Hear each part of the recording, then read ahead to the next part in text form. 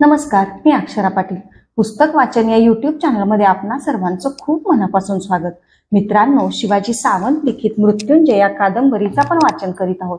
तत्पूर्वी चॅनलवर जर आपण पहिल्यांदाच असाल तर चॅनलला नक्की सबस्क्राईब करा.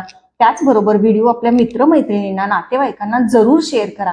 आणि तुम्हाला वाचायला, ऐकायला आवडत असेल तर जरूर एखादी कमेंट, एखादी लाईक करून तुमची पसंती माझ्यापर्यंत नक्की पोहोचवा.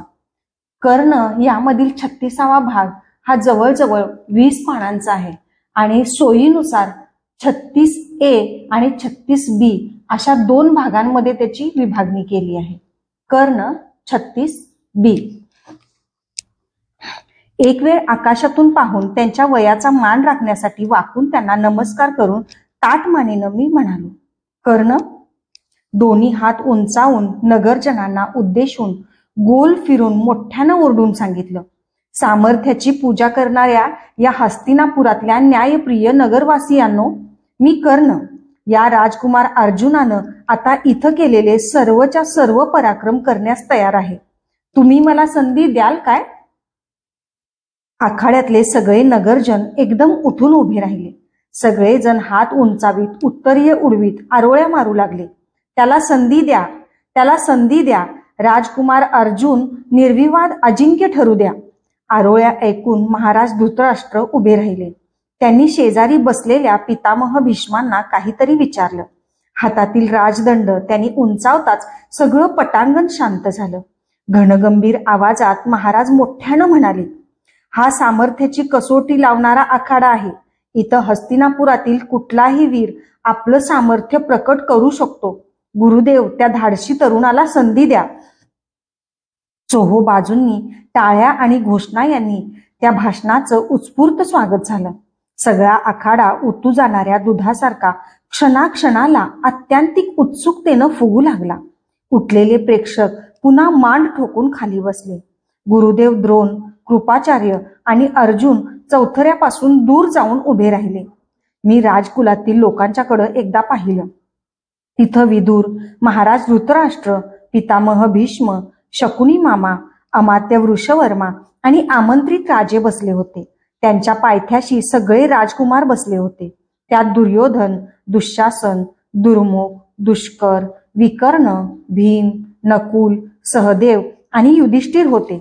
सर्व राजपुत्रांच्या बरोबर मध्ये अश्वत्थामा बसला होता. त्या सगळ्यांपैकी केवळ 4घांची मुखं आनंदानं उजळून गेली होती. त्यात महाराज धृतराष्ट्र, ज्येष्ठ कौरव दुर्योधन, दुःशासन आणि माझा मित्र अश्वत्थामा होता. अश्वत्थाम्यानं हात उंचावला. मी त्याच्या प्रेमाचा तिथूनच मुकपणे स्वीकार केला. त्या तसल्या आणीबाणीच्या वेळीही माझ्या मनात एक विचार चमकून गेला. या गुरुद्रोणांचा हा अश्वत्थामा पुत्र आहे, पण दोघात किती अंतर? एक निव्वळ शंख खळखळणारा झरा, तर दुसरा सदैव घनगंभीर वाटणारा महासागर, खारट आणि अंत न लागणारा, बाहेरून येणारं पाणी आपल्या अंतरात सामावून घ्यायला तयार नसलेला. मी राजस्त्रियांच्या डेऱ्याकडे बघितलं, पण तिथं काहीच दिसत नव्हतं. केवळ एक पडदा होता, तलम वाटणारा, झिरमिरीत पण पडदा. गुडघे टेकून मी चौथऱ्यावरूनच पितामह भीष्म आणि महाराज धृतराष्ट्र यांना वंदन केलं. त्या झिरमिरीत पडद्यालाही वंदन केलं. आता एकमेकांचा श्वासोश्वास ऐकू येईल अशी शांतता पसरली.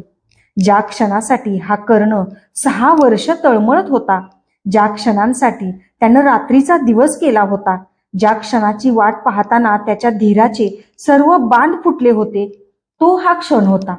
उपेक्षेच्या मुशीत 6 वर्ष तापून निघालेला क्षण, अनुल्लेखाच्या वणव्यात गेलेलं अर्ध तप होळपळून निघालेला हा क्षण, भेदाभेदाच्या द्वंद्वात आजवर पायदळी तुडवलेला गेलेला हा क्षण, कर्तृत्वाला घुसमटून ठेवणारा हा क्षण, आजपर्यंत पौरुषाच्या निर्घुण अधिक्षेप करणारा हा क्षण.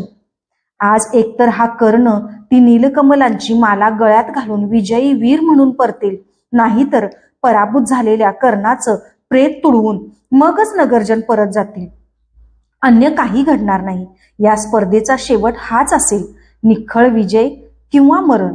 माझ्या गुरुनं अर्ध्या तपाच्या ज्ञान साधनेत मला एकच शिकवलं होतं, विजय किंवा मरण. आशीर्वाद घेण्यासाठी हात जोडून मी आकाशात पाहिलं. डोळे उघडे ठेवून ते तेज मी घटाघटा पिऊ लागलो. एक अत्यंत तेजस्वी प्रकाश झोत माझ्या सर्वांगात संचारला. आता कर्ण नव्हता, तो लोखंडाचा तप्त रस नव्हता, विजेचा लोळ नव्हता, तो शोणाचा भाऊ नव्हता, अश्वत्थाम्याचा मित्र नव्हता, कुणाचा पुत्र नव्हता, या स्पर्धेत भाग घेणारा तो एक हस्तिनापुरातील वीरही नव्हता. अर्जुन आणि गुरु द्रोण यांना आपला पराक्रम दाखवण्याची संधी पाहणारा एक अतृप्त शिष्यही नव्हता. तो कुठं आहे तेच त्याला माहीत नव्हतं. माहीत व्हावं असं त्याला वाटत नव्हतं, कारण आता तो सूर्यदेवांचा एक प्रकाशमान किरण होता. गतिमान आणि तप्त असा किरण, धरतीला चिरणारा किरण. आता त्याला समोरचे हजारो जण दिसत नव्हते. आता त्याला कानातील धडधड ऐकू येत नव्हती. आता त्याला टाळ्यांचा पाऊस ऐकू येत नव्हता. आपलं शरीर उकळलेला म्हणून तो अस्वस्थ होत नव्हता, कारण तो म्हणजे केवळ प्रकाशाचा एक किरण होता. असीम, अमित आणि अनंत प्रकाशाशी जोडलेला किरण. स्वतःचं स्वतंत्र अस्तित्व नसलेला किरण. त्रिभुवनात स्वैर संचार करणारा किरण. जगाचे डोळे दिपवणारा किरण. अंधाराचं पोट चिरणारा किरण. नुसता किरण, प्रकाशाचा किरण. चौथऱ्यावरून उडी मारून मी झटकन खाली उतरलो. माझ्या शरीराला एक साधी झिंझिनी सुद्धा आली नाही. क्षणात अश्वारोहणाच्या पटांगणात आलो. 7 पांढरे घोडे एकत्र बांधले होते. त्यातल्या मधल्या एका घोड्याच्या पाठीवर उभा राहिलो. त्या घोड्यावरूनच सगळे घोडे पिटाळू लागलो. माझ्या संकेतांवर थांबलेले ते 7ही घोडे पुढचे खूर उंचावून मोठ्यानं खिंकाळू लागले. वेगाचं बंधन त्यांना उरलं नाही. माझ्या हातातील दोरीवर नाचणारी ती 7 खेळणी होती. त्या धावत्या घोड्यांवरून सहज हत्तीवर चढलो. दोन्ही सुळ्यांवर 2 पाय ठेवून उभा राहिलो. त्या प्रचंड प्राण्याला अंकुश नसताना हवा तसा खेळवू लागलो. नंतर चक्राच्या आखाड्यात आलो. ते भव्य चक्र हातात घेऊन सहज थाळीसारखं गरगर फिरवलं. मध्येच ते आकाशात उंच उडवलं. खाली येणारं ते चक्र हाताच्या करंगळीवर तोलून धरलं. ते चक्र पायाखाली घेतलं. पायांच्या नुसत्या अंगठ्यांनी गोल फिरवलं, दूर फेकून दिलं. तिथून खडगाच्या आखाड्यात आलो. माझ्या पूर्वीच 2 योद्धे तिथं हातात 2-2 खड्ग घेऊन उभे होते. माझ्या हातातील एका भक्कम प्रहाराबरोबर त्यांच्या हातातील खड्ग दूर उडून पडले. हात खांद्यापासून उखडल्याप्रमाणे ते खांदे चोळत आखाड्याबाहेर निघून गेले. नंतर भाल्याच्या आखाड्यात आलो.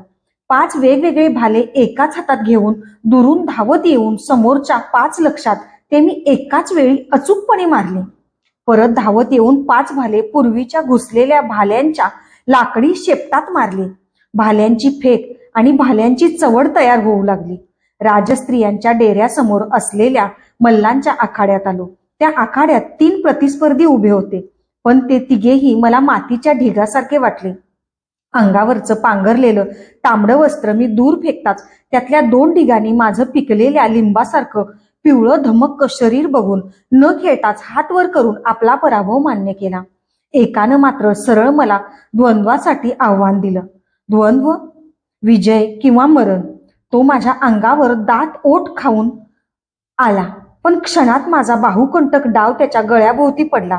हातपाय झाडत तो तडफडून महाराजांकडे जीवदान मागू लागला. राजस्त्रियांच्या डेऱ्याचा पडदा उगाच क्षणभर थरथरला. महाराजांनी राजदंड उचलला. त्याला जीवदान मिळालं.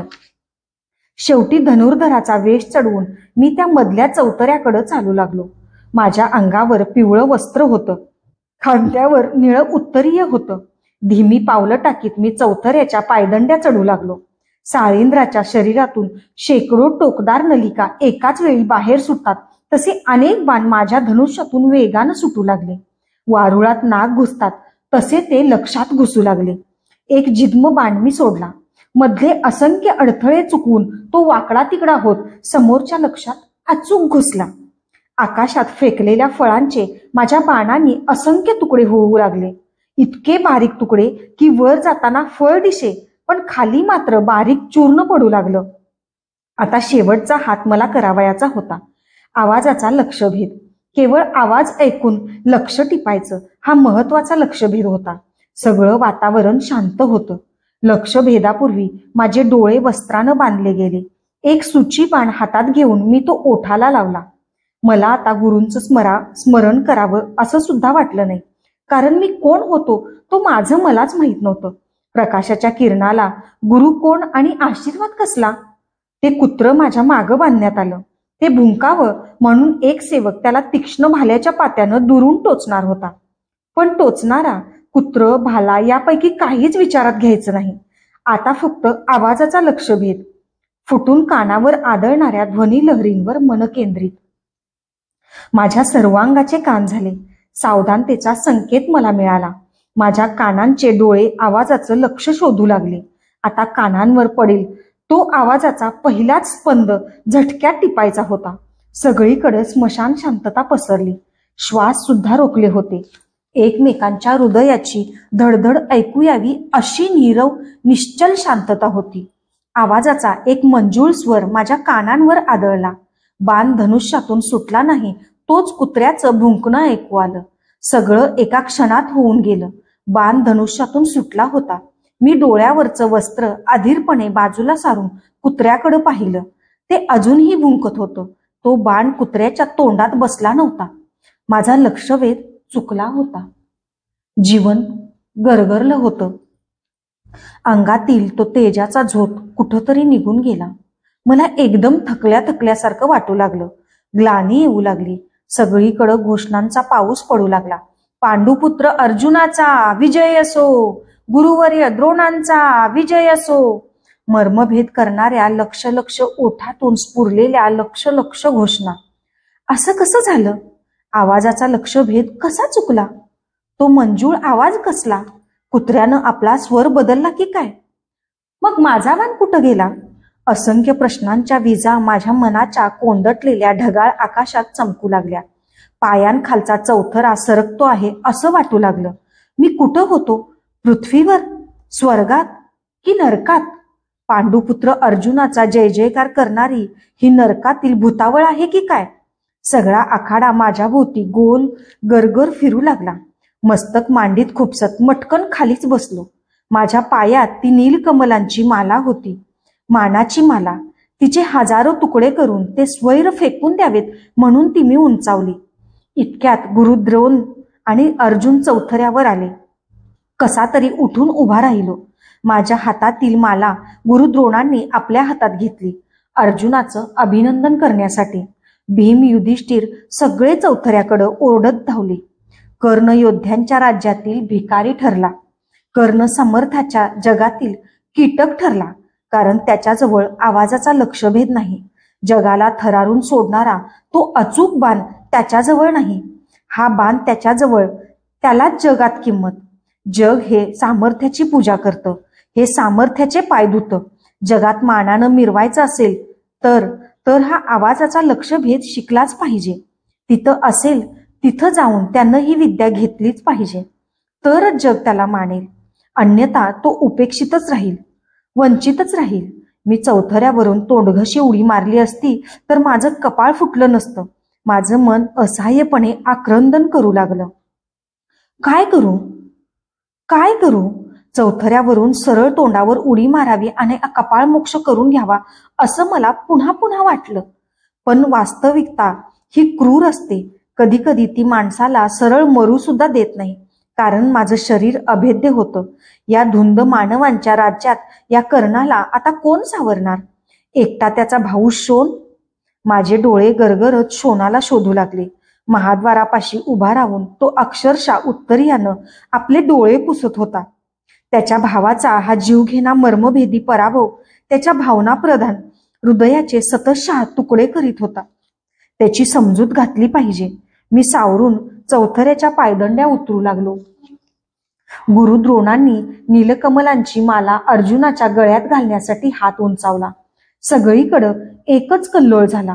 पांडुपुत्र अर्जुनाचा विजय असो, गुरुवर्य द्रोणांचा विजय असो.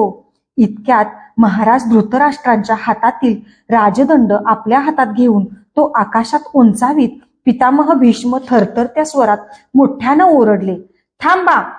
पण त्या गदारोळात त्यांचा आवाज कुणालाही स्पष्टपणे ऐकू गेला नाही. गुरु द्रोणांनी नीलकमलांची माला अर्जुनाच्या गळ्यात घातली होती. सगळीकडं एकच कल्लोळ झाला. पांडुपुत्र अर्जुनाचा विजय असो, गुरुवर्य द्रोणांचा विजय असो. इतक्यात महाराज धृतराष्ट्रांच्या हातातील राजदंड आपल्या हातात घेऊन तो आकाशात उंचावीत पितामह भीष्म थरथरत्या स्वरात मोठ्यानं ओरडले, थांबा. पण त्या गदारोळात त्यांचा आवाज कुणालाही स्पष्टपणे ऐकू गेला नाही. गुरु द्रोणांनी नीलकमलांची माला अर्जुनाच्या गळ्यात घातली. टाळ्यांचा प्रचंड कडकडाट झाला. एक एक जण चौथरा उतरू लागला.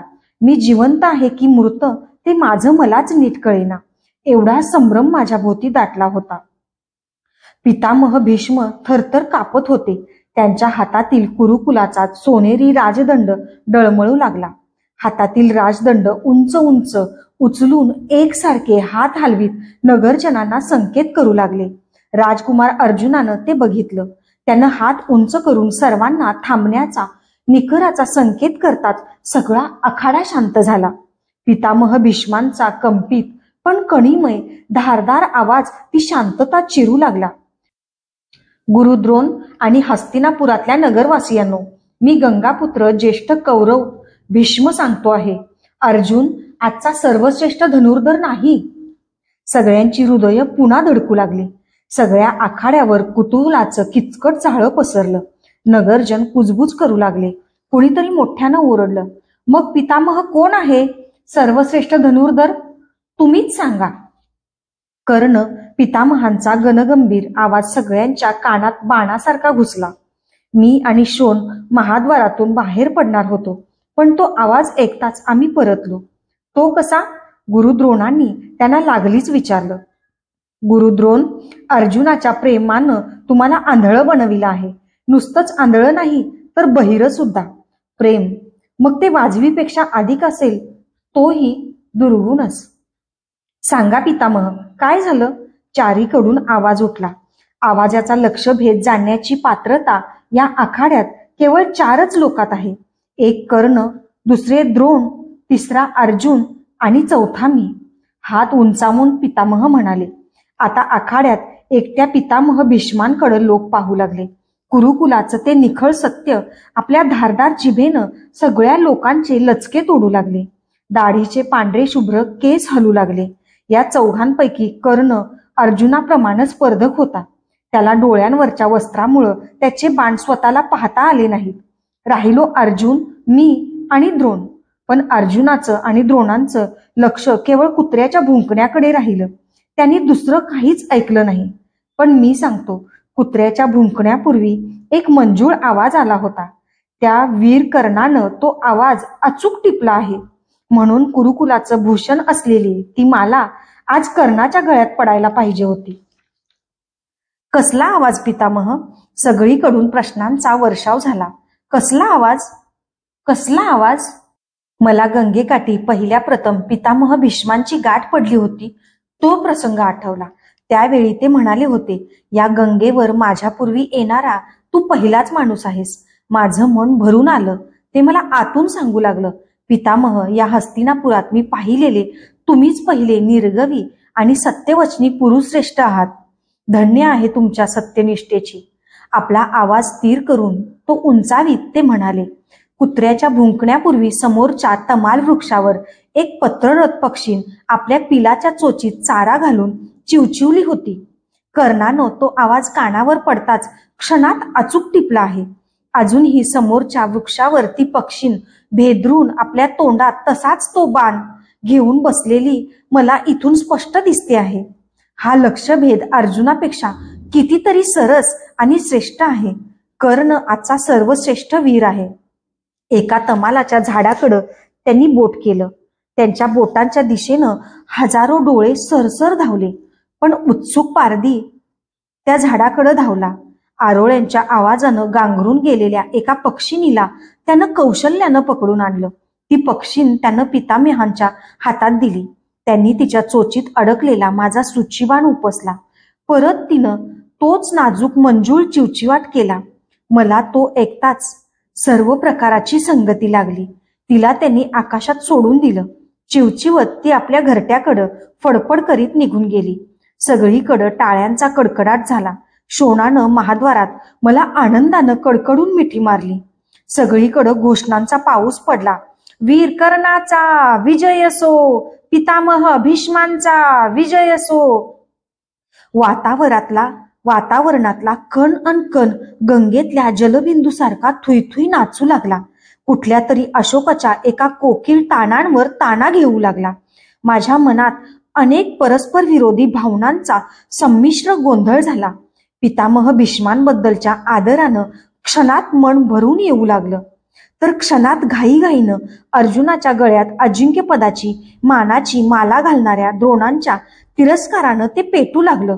क्षणात माझ्यासाठी डोळे पुसणाऱ्या माझ्या प्रेमळ भावाच्या निर्भेळ प्रेमानं माझं मन गहिवरून आलं, तर क्षणात आपल्या कंठात ती माला अडकविणाऱ्या राजपुत्र अर्जुनावरच्या संतापानं ते थरथरू लागलं. मन म्हणजे रंग बदलणारा सरडा असतो की काय नकळे. अशा विविध भावनांच्या वेळी एकच भावना श्रेष्ठ ठरते, आणि ती म्हणजे क्रोधाची. क्रोध हा अग्नीसारखा असतो. अपसमजाचा वारा त्याला लागला तर त्याचा वणवा होतो. त्या वणव्यात इतर सर्व कोमल भावनांची जळून राख होते, आणि हा वणवा एकदम पेटला की आवरत नसतो. माझे ओठ रागानं थरथरू लागले. कानातील कुंडलं लाल झाली. मी सर्वश्रेष्ठ असतानाही अर्जुनाच्या गळ्यात नीलकमलांची माला का? पितामह भीष्मांसारख्या सत्यवचनी आणि निपक्ष पंचांच्या निर्णयाला इथं काय मान आहे? माझ्या कानांवर शब्दांचे आघात पडू लागले. आज आम्ही धन्य झालो. कर्णासारखा धनुर्धर निखिल आर्यावार्तात मिळणार नाही, पण बिचाऱ्याचा यथोचित सत्कार झाला नाही. समाज तरी किती ढोंगी असतो. तो एकदा एकाला तर एकदा भलत्यालाच शिरावर घेऊन नाचायला तयार असतो. आज आमच्या डोळ्यांचं पारणं फिटलं. असला लक्षभेद आम्ही पाहिला नाही आणि ऐकलाही नाही, पण ती माला कर्णाच्या गळ्यात पडायला हवी होती. त्यांची पोकळ सहानुभूती माझी लाही लाही करू लागली. अंगातील रक्त जोरात फिरत मला गरजून सांगू लागलं, जगाच्या सहानुभूतीवर जगण्यासाठी तुझा जन्म नाही करणार. उठ आणि स्वतःचा निखळ विजय सिद्ध कर. खांद्यावरचं उत्तरीय मी परत शोणाच्या अंगावर फेकलं आणि चौथऱ्याच्या दिशेनं नगरजनांच्या जमावात घुसलो. आता आखाड्याला यात्रेचं स्वरूप आलं. न्याय अन्याय, सत्य असत्य काय हे आखाड्यातील बऱ्याच लोकांना समजेना. मी हात उंचावून थांबण्याचा संकेत करताच माझ्यावरच्या प्रेमानं भारावलेला तो अफाट जनसमुदाय खाली बसला. मी काय म्हणतो ते ऐकण्यासाठी हजारो कान टवकारले गेले. हात उंचावून उच्च स्वरात मी म्हणालो, माझ्या गळ्यात नीलकमलांची माला पडली नाही म्हणून माझा विजय कलंकित आहे असं जर अजूनही कुणाला वाटत असेल तर मी कर्ण हस्तिनापुरातल्या चौथऱ्यावर उभा राहून पांडुपुत्र अर्जुनाला द्वंद्वासाठी स्पष्ट आव्हान देतो आहे. द्वंद्व युद्धच ठरविल की सर्वश्रेष्ठ कोण. मला कुणाचीही भिक्षा नको होती. सगळे लोक परत उठले. त्यांनी घोषणा केल्या, बरोबर आहे, बरोबर आहे. सगळ्या लोकांचे कान धृतराष्ट्र काय निर्णय देतात इकडं लागले. सगळीकडं शांतता पसरली. इतक्यात कृपाचार्य मध्येच आपल्या आसनावरून उठले आणि तरातरा चालत चौथऱ्यावर आले. माझ्यावर एक तिरस्काराचा भेदक कटाक्ष टाकून महाराजांना अभिवादन करून ते म्हणाले, महाराज, मी कर्णाच्या पथकाचा गुरुदेव कृपाचार्य बोलतो आहे. कर्ण हा तसा माझा शिष्य आहे, पण मला त्याचं कुल माहीत नाही. त्यानंही कधी ते कुणाला सांगितलं नाही. राजपुत्र अर्जुन हा क्षत्रिय कुलोत्पन्न आहे. युद्धशास्त्राच्या आणि धर्माच्या नीतीप्रमाणे केवळ समान कुलातील योद्ध्यातच द्वंद्व खेळलं जाऊ शकतं. या हस्तिनापुरातल्या सर्व नगरजनांना कर्णानं प्रथम आपल्या त्या दिव्य तेजस्वी कुलाचं नाव सांगावं, म्हणजे राजपुत्र अर्जुन त्याच्याशी केव्हाही द्वंद्व खेळू शकेल. कारण द्वंद्वाचा निकाल एकच असतो, विजय किंवा मरण. त्यांचे ते शब्द भाल्याच्या टोकासारखे मला विध्व करू लागले. कोणत्या कुलाचं नाव मी त्या हस्तिनापुरातल्या सामर्थ्याची परीक्षा लावणाऱ्या चौथऱ्यावर उभा राहून सांगू? मी एक सारथ्याचा पुत्र आहे असं या सोमवंशातल्या तेजस्वी पुरुष श्रेष्ठांच्या समोर कसं सांगू? क्षणभर माझं मन विचाराच्या वादळात सापडलं. मान खाली घालून विचार करू लागलो. मनात दोन प्रबळ विचारांचं द्वंद्व सुरू झालं. एक मन